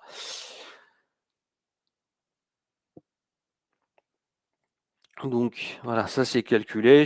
Ça reste quand même assez rapide. Donc là, je le fais 2 fois, un peu comme d'habitude. On va regarder un tout petit peu ce que ça donne côté,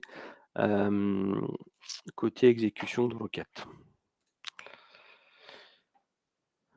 Voilà, donc du coup, on est sur ce genre de requête. Là, on est sur 2.9, 3 secondes. Enfin, globalement, on est sur 3 secondes en temps de référence.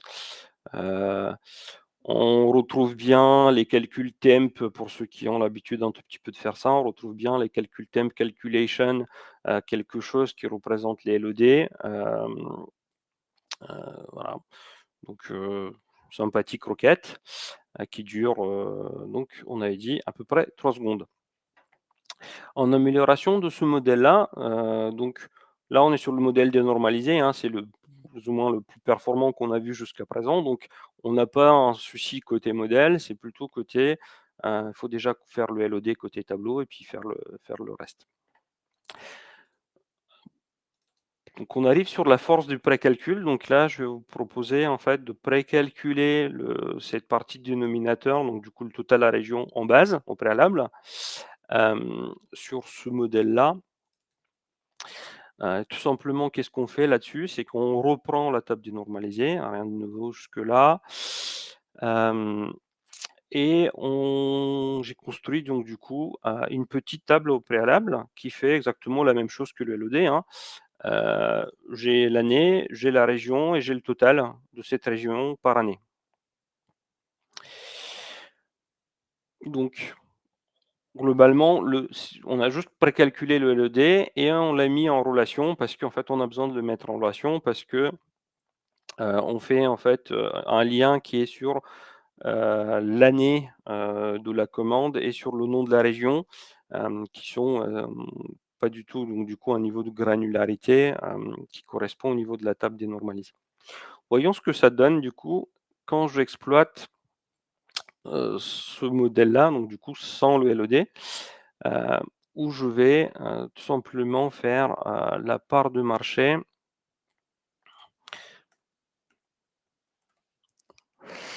Tac, tac, tac. Donc c'est bien celui-là. Tout simplement, on va prendre le champ qui est déjà préfabriqué dans la deuxième table, là, qui est, tout simplement ce champ-là, qui vient de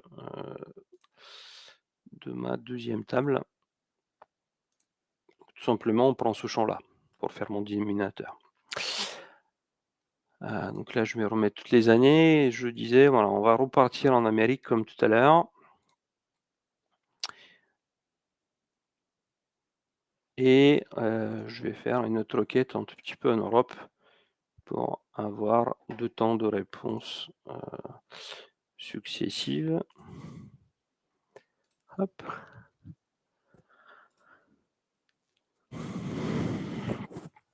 Donc super intéressant. Ce qu'on commence à constater, c'est que donc là, en Europe, donc la dernière sélection que je viens de faire, on est redescendu sous la seconde, parce que la table des totaux, elle est très petite, donc du coup, il a agrégé très vite.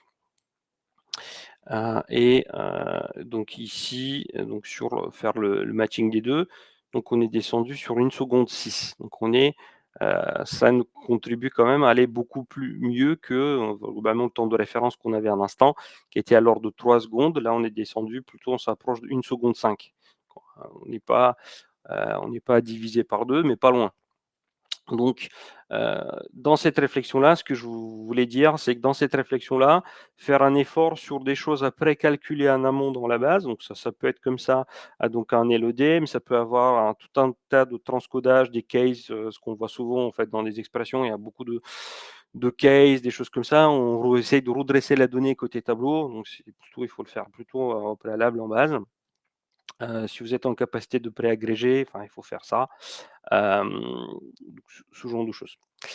Dernière petite chose que je souhaite vous montrer, je m'arrête là. Comme ça, on aura un peu de temps pour les questions-réponses. Quelque chose qui est un tout petit peu, en tout cas quand j'ai découvert ça, j'avais un tout petit peu du mal à le comprendre. C'était donc du coup le query merge. Et c'est quoi le query merge? C'est-à-dire que Tableau va essayer de générer, si on fait bien les choses, il va essayer de minimiser le nombre de requêtes envoyées en base et faire des requêtes mutualisées pour envoyer le maximum de KPI sur une requête et les récupérer d'un coup. Donc, c'est exactement ce que je vais vous illustrer là. C'est-à-dire que j'ai un premier graphique qui est sur les quantités vendues. Et donc là, voilà donc les quantités par région. Rien de bien intéressant. Et donc un deuxième graphique qui est sur les montants. Là où ça devient intéressant, c'est que quand on va mettre les deux graphes dans un dashboard avec des filtres qui sont dans le dashboard, je les mets comme ça exprès en méga moche pour que vous puissiez les voir. Ce que je cherche à obtenir, donc j'attire votre attention sur le fait que là, l'étagère des filtres est exactement la même entre les deux vises. Et quand je vais changer quelque chose côté dashboard, donc je vais le refaire.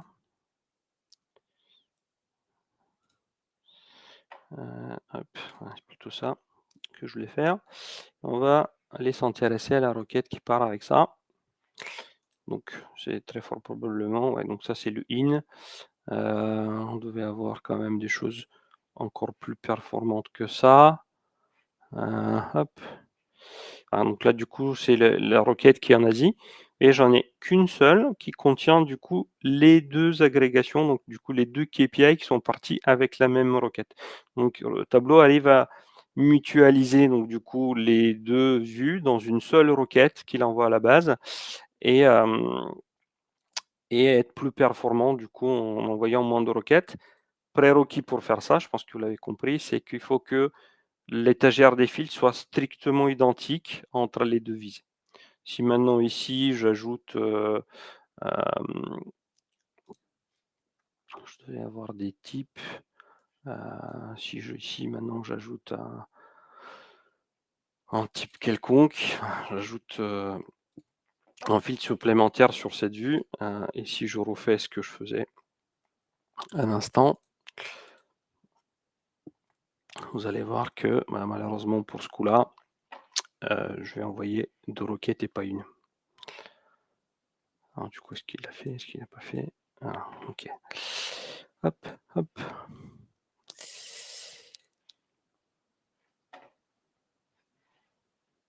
Donc là, on voit que j'ai une requête pour la quantité et sans doute celle qui est juste en dessous pour la partie CA, parce que celle des quantités, elle avait le filtre supplémentaire qui était donc mon product type en plus. Donc c'est des petites choses comme ça que je voulais vous montrer qui peuvent faire que même un petit filtre en plus peut facilement impacter vos performances. Et sur ce, je vais m'arrêter là, je vais conclure très rapidement et puis on peut attaquer les questions-réponses. Hop. Et je vais conclure par ceci. Donc,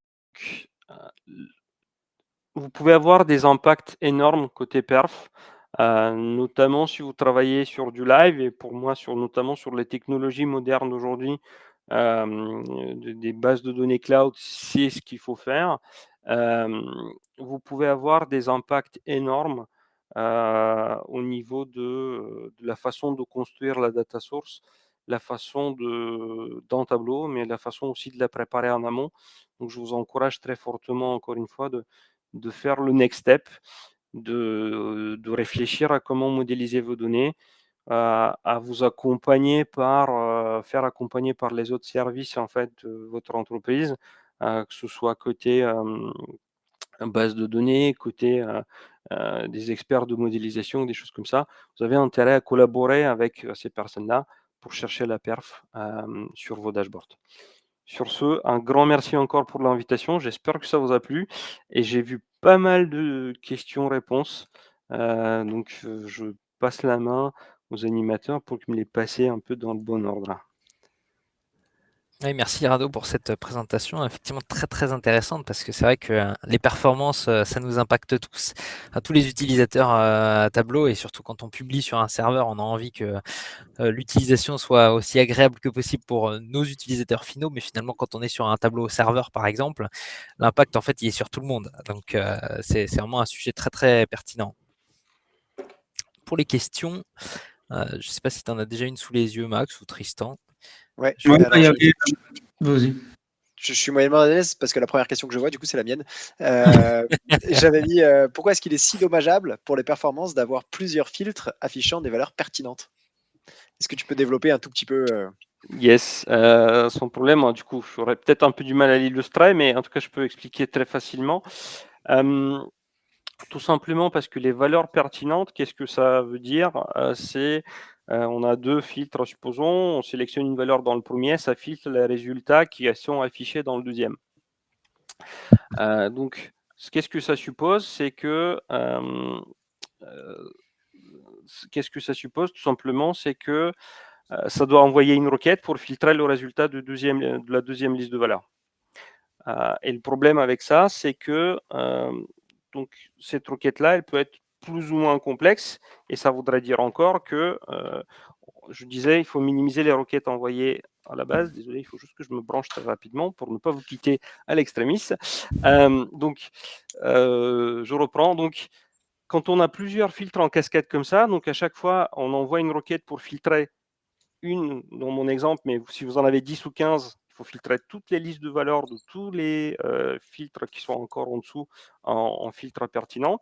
Ça dépend du modèle aussi, notamment dans un modèle en étoile. On n'a pas de lien direct entre les 2 dimensions, puisqu'on a affiché 2 dimensions. La requête, elle va faire le lien par la table de fait, donc un scan énorme de données potentiellement, parce qu'on est obligé de passer par la table de fait. Et donc, ça peut générer des requêtes qui sont extrêmement lentes à exécuter pour juste avoir le confort d'avoir une liste qui est mise à jour avec la sélection préalable. C'est un confort d'utilisation, certes. Si ça coûte 3 secondes à chaque changement de valeur, je ne suis pas sûr que c'est quelque chose de très pertinent. Est-ce Merci que beaucoup. ça répond à ta question, Max? Oui, bien sûr, c'est très, très clair. Merci. On a aussi Bouchra qu'on salue d'ailleurs, on connaît bien. Oui, salut Il Bouchra. demande si du coup, je pense que tu as déjà plus ou moins répondu, si tu travailles beaucoup avec des connexions directes du coup. Donc si je devrais dire, c'est que ce que tu as dit, c'est qu'avec les technologies actuelles, ça vaut plus le coup d'être en direct sur ces technologies-là plutôt que d'essayer d'être en extrait. Ouais, donc je vais développer effectivement quand même un peu. Oui, moi je travaille pas mal en direct, notamment parce que, sur ces technologies-là que je mentionnais, hein, donc il peut en avoir, pas mal, hein, mais, pour citer les plus gros, BigQuery, Snowflake, Redshift et des choses comme ça. Donc c'est des technologies qui sont pensées dans le sens, comme ça de faire des grosses requêtes analytics. Et je disais sur ces technologies-là, on est plus ou moins obligé de travailler en live, entre guillemets, parce que ces technologies-là peuvent contenir énormément de données, des datasets qui sont très volumineux. J'ai pu apercevoir des datasets qui vont faire plusieurs centaines de gigas, voire aller sur des téras. Faire des extraits avec ça, c'est juste impossible. Hem, et donc j'ai aussi vu des clients qui justement ont travaillé un peu avec des technologies comme ça et en restant sur une habitude qu'ils avaient progressivement à faire massivement de l'extrait, arrivent à saturer des serveurs, à les faire exploser en disque ou des choses comme ça. Ou alors, voilà, si on a énormément d'extraits sur un serveur, il toutes les requêtes qui sont envoyées en fait au service Tableau qui répond à ces extraits-là, bah, ça implique aussi un ralentissement un peu général, potentiellement. Donc je suis fan des extraits quand c'est vraiment pertinent, notamment pour travailler quand on peut travailler un tout petit peu en off. Ça a été un donc la technologie des extraits est superbe et ça a aidé énormément, notamment historiquement quand on avait plutôt des petites bases ou des bases qui sont plutôt faites, bases applicatives, pas des bases warehouse, qui sont plutôt des bases applicatives où on n'a pas elles sont pas prévues pour faire ça. Donc en extrait, on arrivait à faire des choses très sympas en termes de perf avec. Aujourd'hui, on va vers des technologies qui sont faites pour ça. Et donc, le live est plus ou moins obligatoire dans ces conditions-là. Est-ce que tu as, par exemple, une limite de taille à partir de laquelle tu dis non, là, en extrait, ça vaut pas le coup, je préfère rester en live? C'est souvent une question qu'on me demande aussi, genre, quelle est la limite de l'extrait, jusqu'où on peut aller? Donc, ouais, pour donner une ABAC un tout petit peu confortable, je dirais que 2 gigas d'extrait, ça peut être, enfin, c'est quelque chose sur lequel on peut y aller sans avoir sans trop avoir peur. Après, il faut pas en Mmh. avoir sur le même serveur, il faut pas en avoir 300 de gigas, aussi. Enfin, bon, bref. Mais donc, du coup, globalement, sur un extrait de 2 gigas, on peut y aller sans trop de crainte. Ça peut aller un tout petit peu plus loin, hein, donc sans Donc trop de tu difficulté. réfléchis plus en taille d'extrait plutôt qu'en nombre de lignes, si je comprends bien? Oui, C'est bien pas sûr. forcément le nombre de lignes qui importe, c'est plus voilà. Tout à fait. Tout à fait, parce qu'on peut avoir un dataset avec 10 colonnes et avoir 3 milliards de lignes et que ça fasse 200 mégas. Enfin, j'exagère, mais c'est Ah plutôt ouais. enfin, le volume de l'extrait et surtout le cumul d'extraits au global sur un serveur Sur un qui, pour serveur. moi, pose plus de problèmes au global. Et je crois qu'il y avait aussi une question sur ce qui est Snowflake par Niels, mais je pense que Simon, tu as vu que tu as répondu. Niels, dis-nous si tu veux que Rado complémente la question. Mais je crois qu'il y avait une qui était intéressante, c'est surtout est-ce qu'on peut, c'était Philippe, je crois, qui nous demandait comment est-ce qu'on peut connaître les requêtes qui sont exécutées par Tableau? Est-ce qu'on peut savoir qu'est-ce que, quand on fait des visualisations et tout ça, ou quand on fait des filtres, est-ce qu'on peut voir les requêtes que Tableau exécute sur le serveur? Donc ça dépend un tout petit peu des technologies qu'on utilise derrière. Donc, première chose très simple que vous pouvez utiliser déjà, donc je vous encourage à le faire, c'est l'enregistrement des performances. Donc, et dans desktop, et ça existe également côté tableau serveur. Donc, c'est une manipulation à faire dans l'URL pour le demander. Donc ça, c'est la première façon de faire. Il faut travailler en live par contre, parce que quand on est sur des sources publiées ou machin, on récupère un XML, c'est un peu compliqué à lire. On y arrive, mais c'est un peu compliqué. Donc, essayez de faire, donc passer en connexion live, faire enregistrement des extraits, ça vous donne déjà un premier input des requêtes qui passent. Vous avez tous les requêtes à travers de ça. Et sinon, après, vous pouvez travailler avec une technologie qui vous permet facilement de mettre la main sur les requêtes historisées ou les historiques. Là, je donnais un exemple sur Snowflake.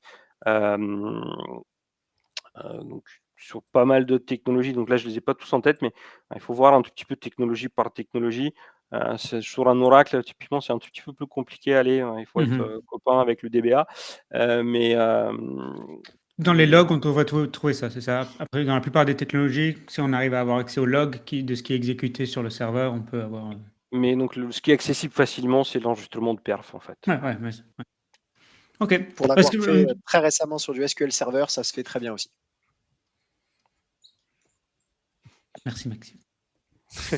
D'ailleurs, Maxime nous a fait une super présentation à Visite Berlin où il expliquait.